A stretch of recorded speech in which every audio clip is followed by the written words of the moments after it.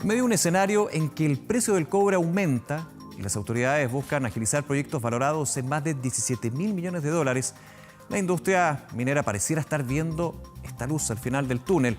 Sin embargo, el impulso que pueda darle este sector a la economía nacional va a estar estrechamente relacionado con algunos factores importantes, como por ejemplo la certeza jurídica que pueda ofrecerse a nuevos inversionistas en un panorama también de continuidad operacional. Vamos a conversar sobre estos puntos. Ya nos acompaña aquí en el programa Joaquín Villarino, presidente ejecutivo del Consejo Minero. Joaquín, como siempre, un gusto saludarte. ¿Qué tal? Hola Nicolás, yo muy bien. Gracias por la invitación una vez más, como siempre, y tal como tú dices, un agrado conversar contigo. A ver, pongamos este primer concepto que al parecer es clave, porque cuando se habla de la recuperación, reactivación de la economía nacional, se pone en un primer lugar a la minería, pero también en los factores que van a ser necesarios en un contexto bastante complejo desde todos los ámbitos, el primero de todo el sanitario. ¿Cuál es el balance que hacen ustedes desde el Consejo Minero y la proyección sobre este punto en particular? Bueno, yo creo que nosotros tenemos un balance positivo de este periodo que ha atravesado el mundo y el país en particular. La minería ha logrado tener continuidad operacional, haciendo grandes sacrificios, tanto sus trabajadores como las propias empresas. Hemos disminuido dotaciones, hemos estado trabajando con un promedio, un 35% menos de dotaciones, postergando una serie de actividades que son postergables sin asumir riesgos en seguridad y en mantenimiento y sin, por supuesto, asumir riesgos los trabajadores. Y habiendo tomado todas las medidas sanitarias que han permitido tener bajos niveles de contacto, continuidad operacional y tener un impacto en producción según terceros, auditorías de terceros, consultoras independientes que los cifran en torno a un 3 a un 5%, lo cual es más bien marginal si pensamos la gravedad y profundidad de la crisis sanitaria por la cual ha atravesado el país. De aquí hacia adelante, el desafío es seguir ajustando los protocolos porque de la pandemia no vamos a salir y por lo menos estas medidas extraordinarias que hemos tomado para seguir operando no vamos a salir de aquí a un año hasta que la vacuna esté disponible y sea distribuida en Chile. Probablemente vamos a estar un año más y por lo tanto hay que ajustarse a la idea de que vamos a tener que seguir operando con estrictos protocolos de seguridad, de sanidad, con los distanciamientos, con los equipos de protección, con la sanitización, con los test rápidos, con los equipos de PCR, con las residencias sanitarias, etc. Eso es un sacrificio económico sin lugar a dudas, es un sacrificio de los trabajadores sin lugar a dudas y es la forma en que la industria minera sigue aportando al crecimiento y al desarrollo del país y aportando una economía que está bastante adolorida. Adicionalmente, creemos que el otro aspecto que es relevante es cómo retomamos aquellas labores que han sido suspendidas y que básicamente son los proyectos que estaban en construcción, dado que la densidad de trabajadores es más alta y hacía imposible que con los protocolos que teníamos estos se pudieran reactivar en términos normales o continuar en términos normales en su minuto. Y por lo tanto, estos se ralentizaron, algunos se paralizaron totalmente y estos están poco a poco, dependiendo de las realidades regionales, dependiendo de las capacidades que tiene cada una de las compañías, reactivándose. Lo importante, por lo tanto, es, sin descuidar el aspecto sanitario, el cuidado de los trabajadores, y con la mayor seguridad y tranquilidad que tengamos, retomar esta actividad, evitando tener un rebrote que nos lance muchos pasos hacia atrás. Y como esto, usted puede imaginar, tú puedes imaginar, Nicolás, va a depender de las regiones regionales, del número de camas disponibles, sí. Va a depender de muchos factores que no están necesariamente en las manos del sector minero. Y respecto de una cartera futura de inversiones, respecto de la cual todavía está en el proceso de evaluación, hay otros factores. Evidentemente está el factor del mercado internacional, que hasta ahora se ha visto sólido, con un muy buen precio. Evidentemente está la evolución de la pandemia, que eso pone las condicionantes que estábamos conversando.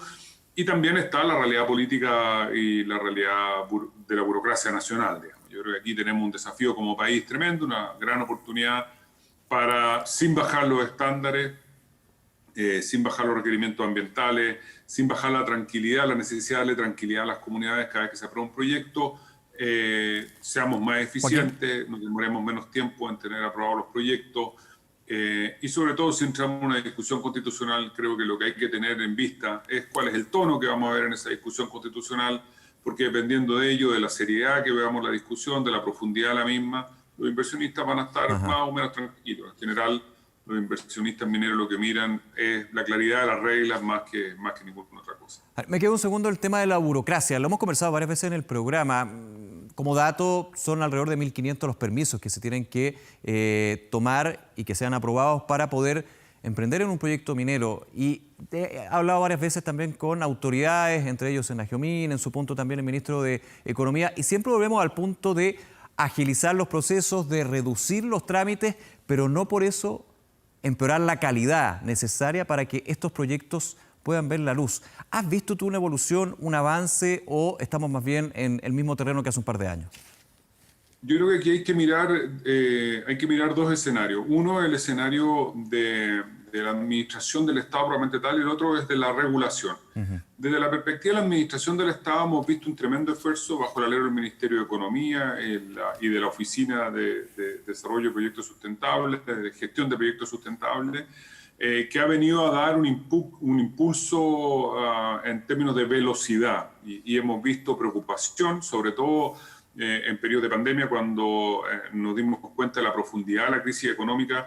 El gobierno ha tomado carta en el asunto para agilizar, sin sacrificar estándares, sin sacrificar el cumplimiento de los requerimientos, pero sí apurando al aparato para que vaya respondiendo en los tiempos que tiene fijada la ley, y no que responda cuando se le ocurra o en tiempos que muchas veces exceden con creces 2 o 3 veces los tiempos previstos en los reglamentos de la ley respectiva. Entonces, yo creo que el gobierno y sobre todo el Ministerio de Economía ha tenido un liderazgo innegable durante este último tiempo para ir agilizando el otorgamiento de permisos. Ahora, por otro lado, tenemos un desafío país, y ese desafío país es el de modernizar el Estado y de modernizar un Estado que esté, y de modernizar la legislación ambiental sobre todo. La modernización del Estado va de la mano con tener un Estado que esté a la altura de un país que está a puertas del desarrollo, y por lo tanto que tiene unas demandas por estándares más altos, que tiene una demanda por eficiencia, que tiene una demanda por digitalización, que tiene una demanda por transparencia, que tiene una demanda por participación. Todos estos elementos que están hoy día arriba de la mesa en la discusión nacional no están recogidos adecuadamente en la legislación nacional, y por lo tanto el gran desafío que tiene el Poder Legislativo es hacerse cargo de manera adecuada de esto, no de manera puntual o circunstancial, sino con una mirada global de la misma. Sí, Ahí perdona que te interrumpa, son elementos que se discuten mucho, que hay varios consensos, pero por tus palabras entiendo que aquí falta iniciativa legislativa, es decir, proyectos de ley que emanan del Congreso, perdón, del gobierno en este caso, con las urgencias correspondientes para apuntalar lo que es, no sé si simplificar, pero sí modernizar el sistema regulatorio y de la modernización del Estado. Si hablamos de modernización del Estado, ese es un tema bien complejo porque se escucha mucha promesa, mucha idea que finalmente queda en poco. A ver, yo creo que no por mucho que ya se haya dicho hay que dejar de insistir en el punto, digamos. Claro. Chile tiene un desafío tremendo de modernización del Estado, y creo que hemos perdido el tiempo en discusiones que son más bien accidentales. Me parece que el enfoque que se le ha dado a la regulación muchas veces es más bien casuística y se queda entrampada en cuestiones puntuales en vez de tener visiones globales. Por ejemplo, Chile necesita una reforma al sistema de evaluación ambiental. Hay una comisión asesora presidencial desde el gobierno de la presidenta Bachelet que no digo que sea perfecto, pero que de manera transversal alcanzó algunos acuerdos bastante razonables. Este gobierno envió un proyecto de ley a la Cámara de Diputados para modernizarlo, tomando algunos de los aspectos de esa comisión y otros nuevos que eran de su propia creación.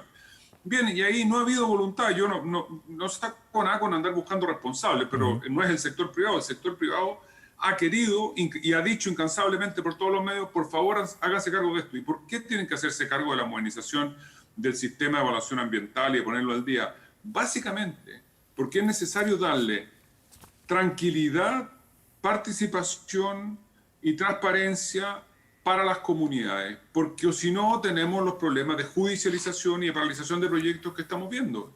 Y por lo tanto también para las empresas es vital, para la certeza jurídica que busca cualquier inversionista, es vital que las reglas se modernicen y que otorguen esta certeza, evitando las judicializaciones que emanan de una legislación que no está al día y que está un poco sobrepasada por la realidad.